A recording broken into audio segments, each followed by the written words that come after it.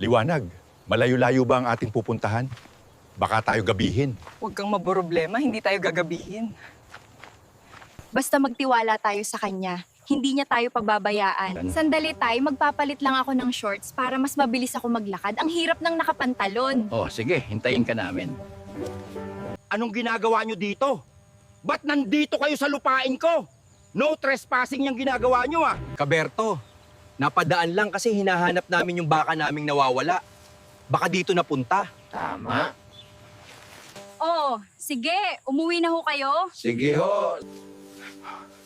May sumusunod sa atin. Ililigaw ko sila.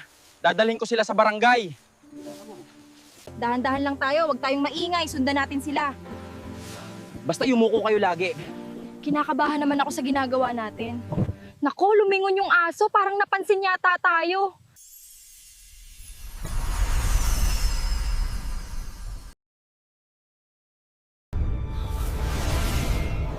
Paano kami napunta rito? Malay ko sa inyo. Dahil yan kakamarites nyo. Alis! Umalis nga kayo dito. Nagtatrabaho ako.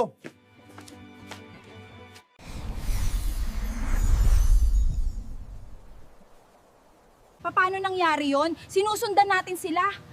Paano tayo napunta rito sa barangay hall? Totoo nga yata na may kapangyarihan yung aso nila. Parang gumamit ng mahika para pumunta tayo rito. Napakahirap ipaliwanag pero totoong nangyari sa atin. Alam natin na nandun tayo sa gulayan, bigla tayong napunta sa barangay hall. Pero si Kapitan Tangi, pinagtatawanan lang tayo. Hindi siya naniniwala. Tara, umuwi na tayo. Tila ba nailigaw na natin sila? Hindi na natin nakikita. Ang galing mo, Liwanag. Ang dami namang uwak dito.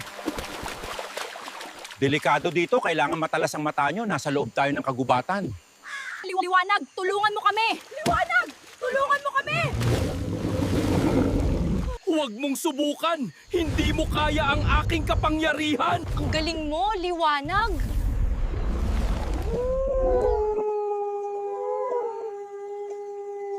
Liwanag!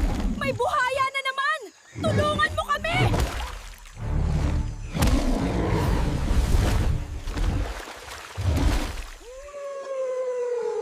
Malapit na tayo sa ating pupuntahan.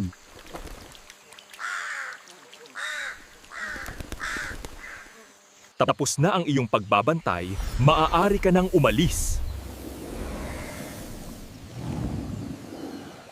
Tingnan mo, umaalis na siya. Oo nga, ang galing!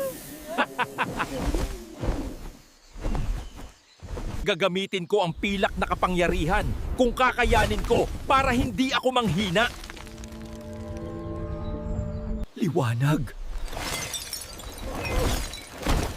Anong nangyayari sa iyo? Bakit bigla kang bumagsak? Maaari bang ihanap niyo ako ng sariwang karne? Ang dami kong laban na pinagdaanan, masyado akong nanghina.